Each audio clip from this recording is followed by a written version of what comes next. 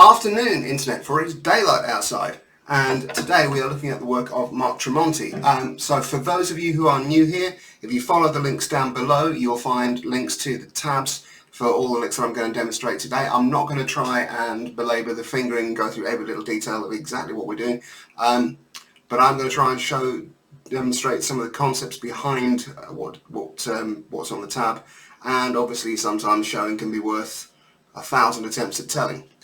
So the first pattern that we're looking at is an ascending legato pattern, and we're using the E minor scale for this one. So here's a scale pattern. And sorry, I can't read my own notes. It's actually a descending pattern that we're going to do first. And here it is played kind of up to speed.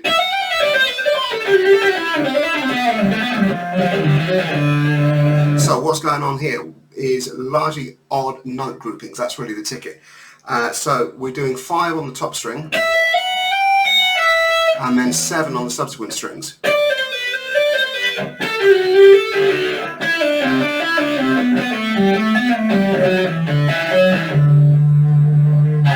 And the trick to this really isn't trying to count 5s and 7s to a beat, because doing that's awkward.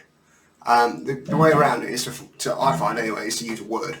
So I use the word opportunity, 5 syllables, or for 7s I'll use what an opportunity. So it's much easier to say to a beat, so you think opportunity, what an opportunity, what an opportunity, what an opportunity, what an opportunity, what an opportunity.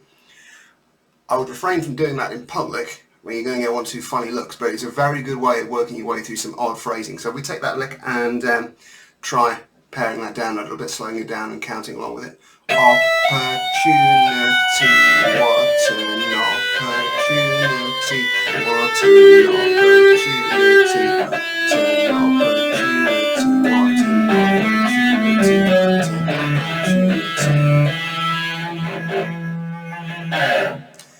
And you might notice as well that if you're a kind of thumb over the neck blues style player like I am, you're going to end up flipping your grip midway through. As you get into the D string, you're going to need to rotate the thumb round to the back of the neck, so it's more of a kind of straight up and down, more of a classical style grip with the thumb straight up behind the neck. I'm usually parallel to around about 10th or 11th fret there. So slowly.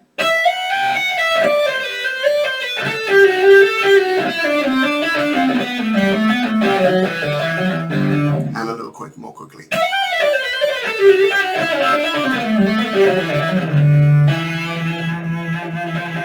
And you can see there as I head to the D string, I was rotating that wrist down. Now you can, if you want to go full on legato, you can do this all with just fret and hand hammer-ons. Look, no hands.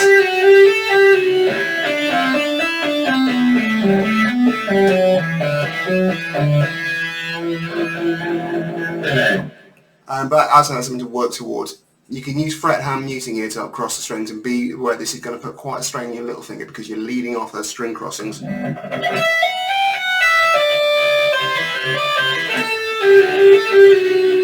that little finger. So once again, slowly.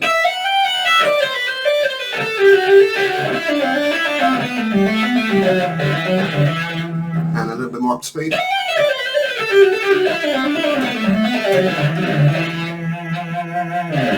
And then I've also tabbed out an ascending version of this because out of value. So here I'm doing the same idea, 5 on the first string, and then 7s on the subsequent ones. What an opportunity, what an opportunity, what an opportunity, what an opportunity, what an opportunity. So slowly.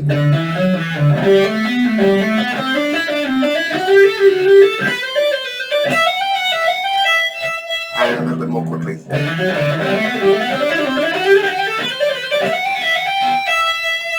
And there you can see the same trick with my thumb. I'm having it straight up and down behind the neck right until I get up onto the treble strings, the B and E, and that's when my thumb's coming a little bit more over the neck into that more traditional baseball bat style blues grip to allow me to get the control on that vibrato.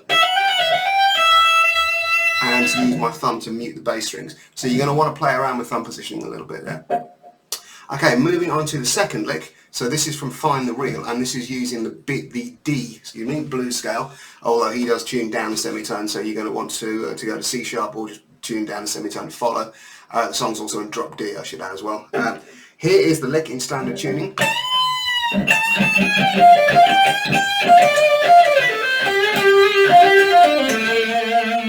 we're starting off with a tone and a half bend, followed by bending back up again, but this time just a semitone. Then straight, then there's that chromaticism, there's your flat 5, right in there the A flat, down to the root,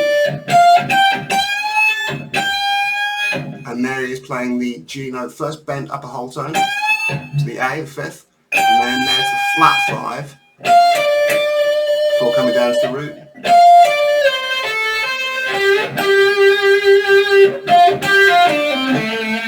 And if you look closer, you can spot here's our magic 3 notes. And so yeah, there you go. Of course the big boys use them. Everybody's using the same notes. I should have pointed out that what we're doing here is kind of based around position 3, 2,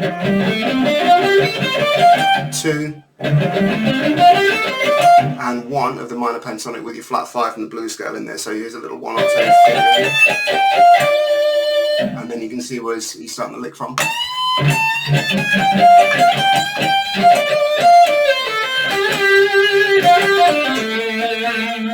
And we're ending on the 5th there, yeah, so give that some vibrato as well here, like you mean it. Okay, on to the 3rd one. Again, this is also from Find the Real. This is also D minor pentatonic, and I have to admit, looking back at it, I have made a little bit of a boo-boo when it comes to tab. There's some 19th fret notes on the G string tab, when really there should be 17. Sorry about that. Just keeping you on your toes. So what I'm doing here, this is again position 3 of the D minor pentatonic,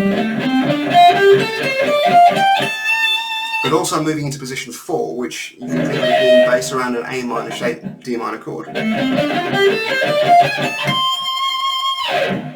So I'm sliding in here 17th fret on the G, 15th fret B, and that's my root note.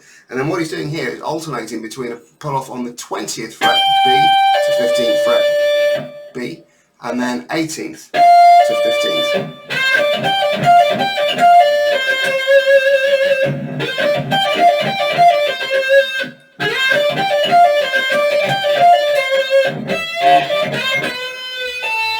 Before tagging it with a little Dorian semitone, 2nd into minor 3rd, flat 7, 6 bent up to flat 7, come back down, pull off the 5th.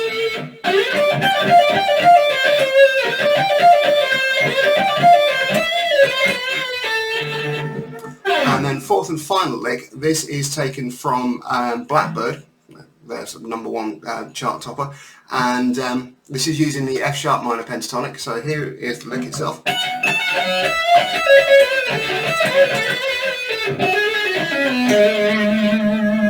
So note where it ends. That's a G sharp, that's your 9th. So that's a slightly unusual chord time, but it's played over a C sharp. So sounding as the 5th there. So I'm just going to slow that lick down for you.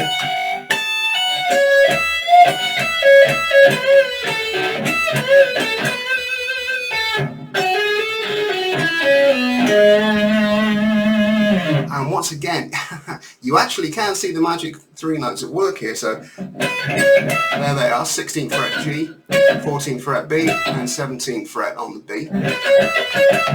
And then if we were to add in the adjacent, so magic 3 plus 1,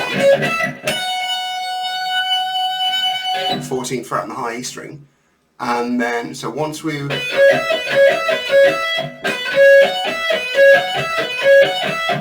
and from there it becomes a cinch, and from there you can start to see where we've got to finish on the root there. Then we've got position shift. So to play this, one thing that you really want to do is make sure you are barring across the 14th fret B and E strings to begin with, because you've got this move. Now, normally I would say you don't want to bar, because you don't want the notes ringing together, and that's absolutely true here as well. So what you do, hit the 14th fret on the high E, bring the finger over to get the bar in there as you're playing the 17th fret, pull off the 14th fret, and then roll the pressure over onto the 14th fret B.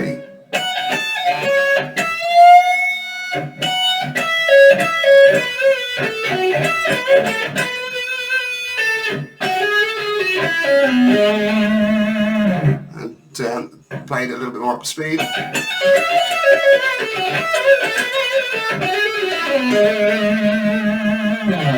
So there we go. If you come back in next month, we'll be looking at Rory Gallagher. So as Jimi Hendrix said, if you want to know what it's like being the best rock guitarist in the world, ask Rory Gallagher. So I will see you in a month's time then for that. And oh yes, of course, it's YouTube, isn't it? So do please drop a like and smash that subscribe button. And yeah, we'll be back again soon. All right, take care, all the best.